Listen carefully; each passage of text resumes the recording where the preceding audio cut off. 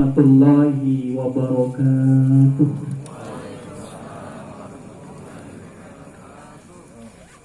Kayaknya ibu-ibu masih belum dengar suaranya. Assalamualaikum warahmatullahi wabarakatuh.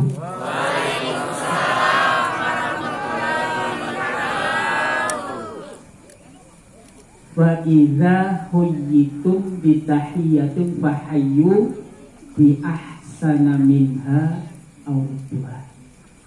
Kata Allah, apabila kamu diberikan penghormatan, penghargaan, maka balaslah penghormatan, penghargaan itu lebih dari yang kamu terima. Jika tidak, kata Allah, aw rudduha, paling tidak sama. Ini kalau diimplementasikan, dipraktekkan dalam kehidupan kita sehari-hari luar biasa. Kebetulan saya orang Jawa. Ketika ada tetangga punya hajatan, kita bawa biasanya. Entah itu pisang rojo atau pisang hijau. Suatu saat kalau kebetulan yang bersangkutan ini punya hajatan, dia akan mengembalikan dalam bentuk yang lain. Terkadang kelapa. Ada juga yang membawa 1 kilo dibalas 2 kilo. Ada yang membawa 1 kilo dibalas 1 kilo. Itu memang tuntunan agama seperti itu. Jadi kembali, jika dikasih penghormatan, penghargaan, maka balaslah penghormatan, penghargaan itu lebih dari yang kamu terima. Jika tidak, aurat dua sama. Sehingga ketika ada orang mengucapkan kita, ketemu dengan kita, Assalamualaikum, maka di dalam kitab ilmu balaghah mantiq harus kita jawab Waalaikumsalam warahmatullah.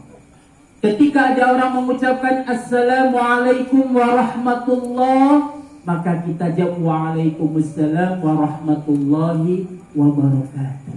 Jika ada orang mengucapkan salam Assalamualaikum warahmatullahi wabarakatuh, kita jawab Waalaikumsalam warahmatullahi wabarakatuh waridwanu. Ini satu. Pak Misbah, bagaimana menjawab titipan salamnya seseorang? Contoh, kebetulan Pak Lurah gak bisa hadir, beliau titip salam, tolong sampaikan salam saya untuk jamaah di RW 007. Yang dititipi salam ketika mengucapkan Assalamualaikum warahmatullahi wabarakatuh, maka jamaah menjawabnya bukan Waalaikumsalam warahmatullahi, sungguh salah. Bagaimana menjawabnya? Tentunya sesuai dengan ilmu nahwu sorofnya. Kita jawab alaika, umpama ketua panitianya kok Pak Zalfinat. Alaika wa alaikassalam warahmatullahi wabarakatuh.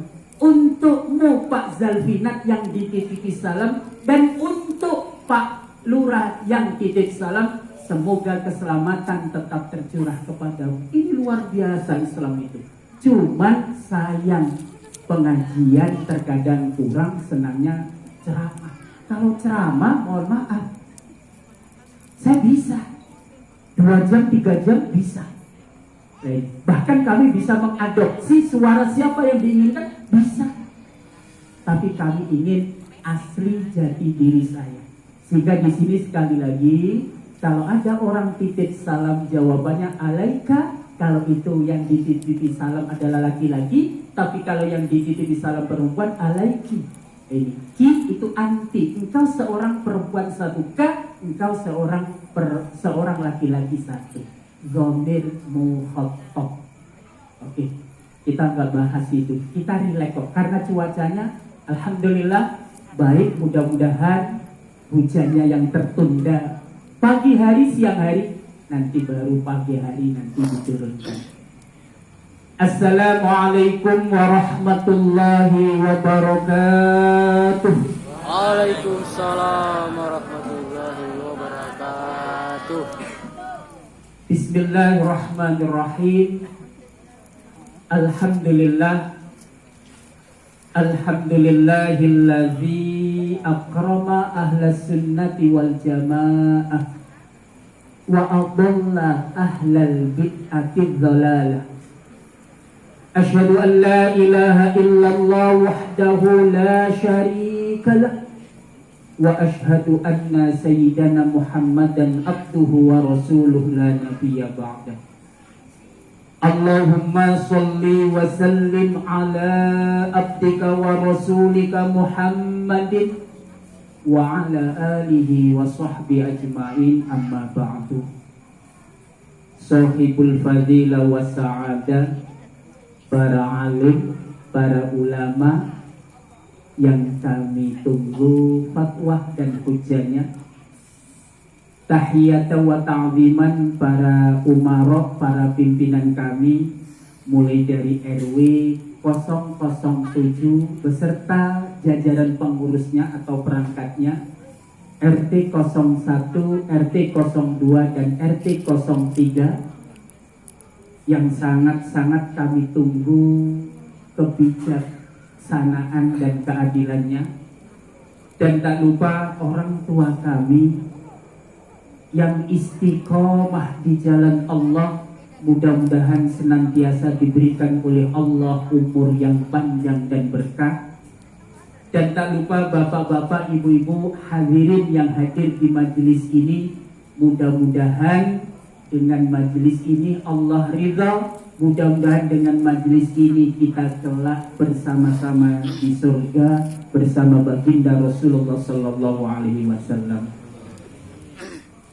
Pada kesempatan ini sebenarnya acaranya memang perayaan atau peringatan Maulid Nabi. Akan tetapi pada kesempatan ini selain memperingati Maulidun Nabi Muhammad sallallahu alaihi wasallam, kita juga syukuran. Syukuran apa? Yaitu alhamdulillah pembangunan di RW 07 berjalan dengan baik. Walaupun terkadang masih ada kekurangan, itu hal yang wajar, tidak ada yang sempurna. Lah, dengan usahanya ini kita jalin tali silaturahmi lebih baik lagi. Tidak ada orang itu yang sempurna dan tidak ada orang itu yang jahat. Akan tetapi bagaimana cara kita untuk berubah yang lebih baik. Oleh karena itu pada kesempatan yang sangat singkat, ada yang bilang 15 menit Ustadz, ada yang bilang 16, belum ada yang bilang 1 jam saja Ustadz, tidak ada. Cuman Saskia Krotik, ini ya. Jadi pada kesempatan ini langsung poinnya saja. Apa sih gunanya kita memperingati Maulid Nabi? Ada yang bisa jawab? Ibu-ibu biasanya cerdas ini. Kenapa? Karena yang mendampingi anak belajar online rata-rata ibu. Apa sih gunanya kita memperingati Maulid Nabi? Tujuannya tiada lain adalah bentuk syukur kita kepada Allah atas diturunkannya baginda Rasulullah ke muka bumi ini. Kalau kita pelajari hijab kita dengan Nur Muhammad 12.000. Lah, disinilah kita peringati Maulid Nabi sebagai bentuk syukur kita kepada Allah atas diutusnya baginda Rasul ke bumi ini. Lah, bahkan di dalam salah satu kitab diterangkan barang siapa yang mau memperingati Maulid Nabi untuk menambah kecintaan kita kepada Allah, mahabbah kita kepada Allah, insya Allah kita kelak akan diberikan syafaat oleh baginda Rasulullah Muhammad sallallahu alaihi wasallam. Ada paman Ustaz? Ada paman Rasulullah namanya Abu Lahab. Orang yang tidak mau beriman, orang yang tidak mau mengucapkan 2 kalimat syahadat, kalimat tauhid, kalimat Rasul, gak mau. Akan tetapi begitu mendengar kabar keponakannya lahir, Abu Lahab senangnya luar biasa. Sampai-sampai budaknya pun dimerdekakan. Gara-gara ini satu riwayat menerangkan setiap setiap hari Senin Abu Lahab dibebaskan dari siksa kuburnya. Oleh karena itu, pada kesempatan ini, kalau masih ada yang bilang ini bid'ah dhalala, bid'ah sayyi'ah, itu sungguh minimnya pengetahuan. Rasulullah saja mengajarkan kok. Ketika ada salah satu sahabat Rasulullah mengumandangkan nazam bait, memuji-muji Rasulullah yang diantara isinya baginda Rasul orang hebat, baginda Rasul orang teragung. Rasulullah senyum, bahkan membenarkan dan tidak melarang. Sehingga sahabat Rasulullah ini pun diberikan hadiah selimutnya yang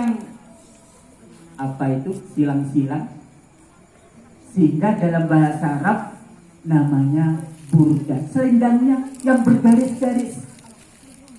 Jadi baginda Rasulullah ketika dipuji oleh sahabat, Rasulullah senyum, bahkan membenarkan, tidak melarang. Di situ sahabat itu dikasih hadiah selimut baginda Rasulullah yang bergaris-garis. Ada nggak Ustaz? Ada. Kami mencoba karena mulai malam ini kami sampai 5 malam itu ceramah keluar dan kami cari referensinya. Baik. Jadi Rasulullah justru senang dan tidak melarang sahabat itu untuk memuji baginda Rasulullah. Yang kedua, ketika Rasulullah berpuasa hari Isnin atau Senin, sahabat bertanya, kenapa engkau berpuasa hari Isnin ya Rasulullah? Saya berpuasa hari Senin pertama karena di mana hari itu aku dilahirkan dan di mana hari itu aku menerima wahyu pertama kali. Ustaz, kalau hari Kamis, Ustaz, hari Kamis ini di mana amal anak Adam kalau mingguan disetorkannya di hari Khamis atau Kamis, kalau harian disetorkannya habis sholat asar. Jadi ada malaikat harian gantinya sore atau pagi dan petang. Ada malaikat mingguan. Lah, di mana kita ketika puasa hari Senin sebagai bentuk yaitu kita mengikuti sunnah Rasulullah Sallallahu Alaihi Wasallam. Bapak Ibu hadirin yang dirahmati oleh Allah, kita tahu dalam sejarah banyak orang-orang besar. Pertama, ada orang besar oleh karena pangkat, jabatan dan kekuasaan yang dimilikinya. Bila suatu saat terjadi pergeseran nilai, maka kebesarannya pun selesai sampai di situ. Yang kedua, ada orang besar karena harta benda yang dimilikinya. Bila suatu saat ia jatuh bangkrut, maka tamatlah kebesarannya sampai di situ. Lalu yang ketiga, ada orang besar karena ia berusaha untuk dibesar-besarkan, bahkan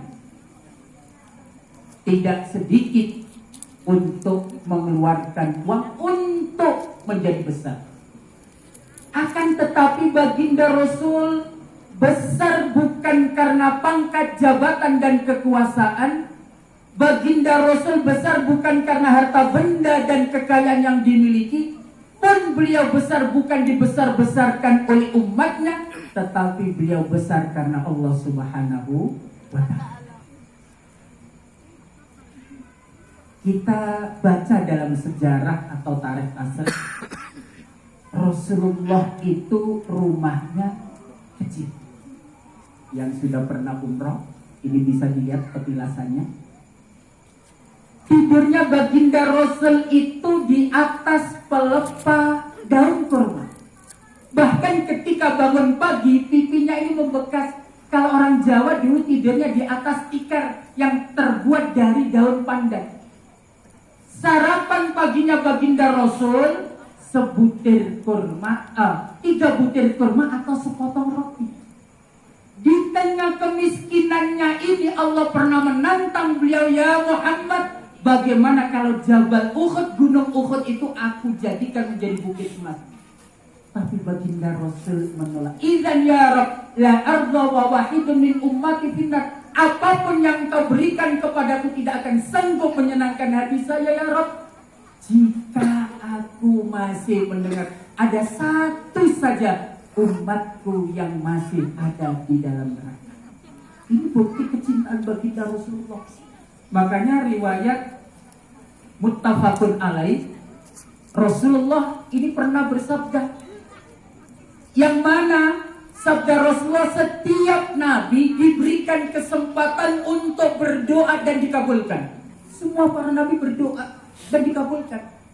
Akan tetapi saya simpan untuk kelak di akhirat memberikan syafaat kepada umatku. Inilah baginda Rasulullah sallallahu alaihi wasallam, sehingga orang yang nabi dan rasul yang bisa memberikan syafaat kepada manusia sejagat raya, mulai dari umat Nabi Allah Adam sampai umat Rasulullah, tiada lain adalah baginda Rasulullah Muhammad sallallahu alaihi wasallam. Jadi umat Nabi Adam saya nggak bisa memberikan syafaat, memberikan pertolongan, karena saya dulu pernah melanggar memakan buah khuldi. Nabi Nuh juga demikian. Saya dulu berdakwah ratusan tahun, bahkan anak istri saya pun kufur, tidak mau beriman. Saya tidak bisa memberikan pertolongan. Semuanya ngumpul, dan kelak satu-satunya yang diutamakan oleh baginda Rasul adalah kita dulu umatnya. Ini Bapak Ibu hadirin yang dirahmati oleh Allah. Jadi bukti kecintaan Rasulullah itu luar biasa. Kalau kami yang sudah kami ringkas itu ketemu 11. Di antaranya ketika telah waktu masuk waktu subuh, Bilal pun azan. Setelah azan, ditunggu-tunggu baginda Rasul ini tidak datang-datang. Akhirnya diperintahkan oleh sahabat Abu Bakar untuk mengunjungi baginda Rasul. Akan tetapi baginda Rasul berkata, wahai Bilal, kembalilah ke masjid, sampaikan kepada sahabat Abu Bakar untuk mengimami sholat subuh, karena saya sakit. Ketika kabar ini disampaikan oleh sahabat Bilal kepada jamaah dan untuk kesediaan Abu Bakar menjadi imam, semua sahabat menangis. Ketika semua jamaah menangis, suara tangisan sampai ke telinga baginda Rasul. Akhirnya Rasulullah pun berangkat juga dalam kondisi sakit. Karena Rasulullah sakit, sholatnya pun ringkas. Dan baginda sendiri mengajarkan kepada kita, idza amma ahadukumun nas falyukhaffif, kalau kamu menjadi imam, ringankan bacaan sholatmu. Tapi jika kamu sendirian, falyutawwil ma syaa, silakan habis baca Yasin, baca surat Kahfi, silakan kalau sendiri. Tapi kalau menjadi imam banyak makmumnya yang berbeda-beda, maka disuruh meringkas. Artinya apa? Pemimpin harus tahu kehendak yang dipimpinnya. Jika tidak, yang timbul adalah partisipasi semu. Artinya mental munafik di depan nge, di belakang getoi. Ibarat simbol orang Jawa ini belakangnya depannya bagus, belakangnya ngepelin lain, di depannya tunduk lain. Kenapa? Imam tidak mengerti kehendak Allah. Ini diantara bukti kecintaan baginda Rasulullah SAW. Yang kedua, ketika turun perintah hijrah, yang disuruh berangkat terlebih dahulu adalah para sahabat dan pengikutnya. Justru baginda Rasul tetap berada di kota Mekah untuk menghadang Marabaya. Ini pemimpin. Artinya apa? Lebih mementingkan keselamatan yang dipimpinnya daripada dirinya sendiri. Makanya kata orang Belanda, pemimpin itu adalah jalan untuk menderita, kata orang Belanda. Artinya apa? Di dunia tidak bisa tenang, tengah malam Pak RT ini ada orang berantem, dan itu masih dimintai pertanggungjawaban di akhirat.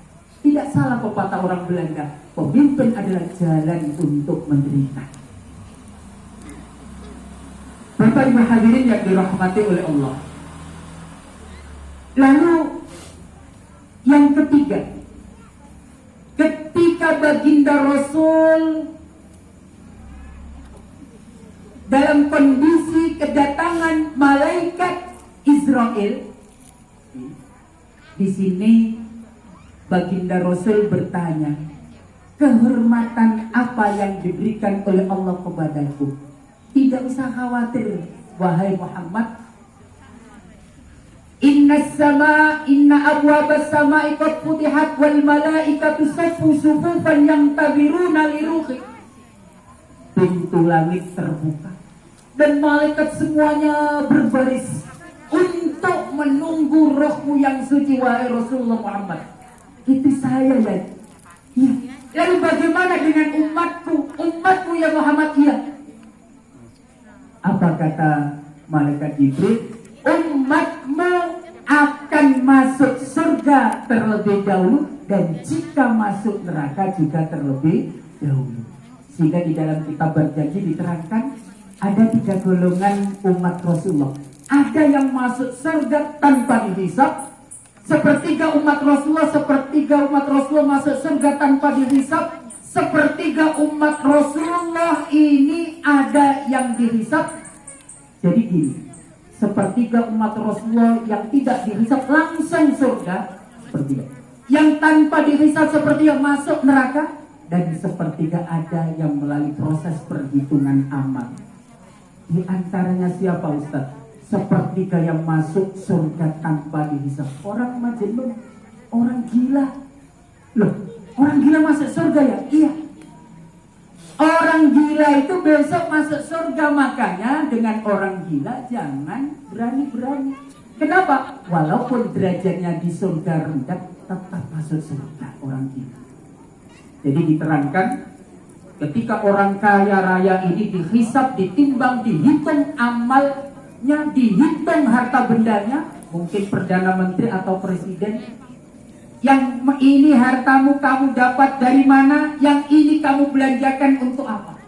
Di tengah-tengah pertanyaan malaikat ini, tiba-tiba dikejutkan seseorang masuk surga belum dipanggil, alias nyelonong.